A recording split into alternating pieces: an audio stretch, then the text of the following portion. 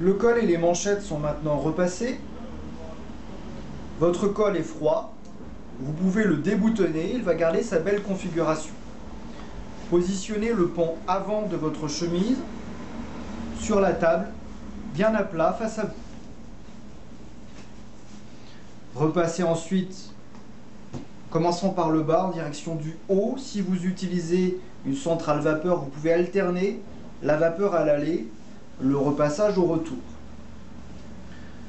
Pendant toute la phase de repassage, la main dominante qui tient le fer exerce une légère pression, pendant que la main libre aplatit en toutes circonstances. Contournez toujours les boutons, repassez autour, jamais dessus ni en dessous. Vous risqueriez au contraire de nuire à la fois aux boutons, mais aussi aux coutures.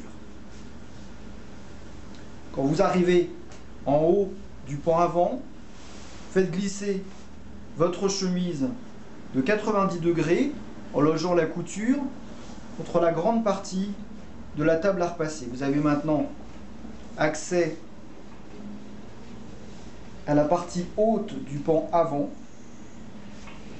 L'emmanchure est venue se loger naturellement dans la partie la plus étroite de la table à repasser. C'est sa fonction. Faites ensuite tourner votre chemise autour de son axe et positionnez le dos sur la table.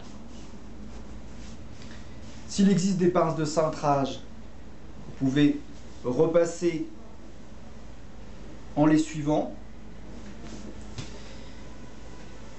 S'il y a un pli central, vous avez deux options, ou bien choisir simplement de le marquer légèrement, ou bien le repasser jusqu'en bas.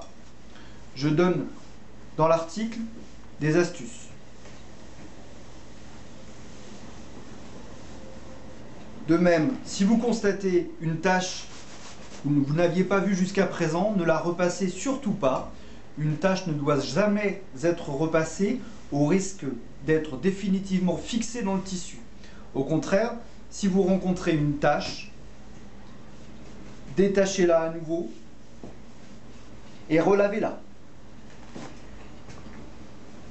Une fois que le pan arrière est terminé, faites à nouveau tourner votre chemise pour accéder au pan avant.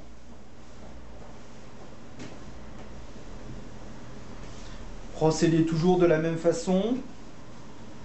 Le fer exerce une pression, la main libre tend le tissu.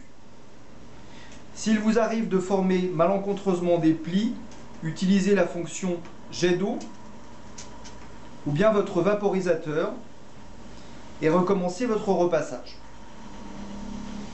Attention, vous pouvez également rencontrer des broderies, pensez à les contourner, ou bien une poche, pensez également à la repasser du bas vers le haut, de façon à ne pas former de plis en entraînant l'excès de tissu, comme dans le cas du col ou des manchettes. Enfin, quand vous atteignez la partie haute du pan avant, faites tourner la chemise de 90 degrés sur la table pour pouvoir accéder à cette dernière partie et la repasser. Votre chemise est maintenant repassée. Placez-la sur un cintre adapté.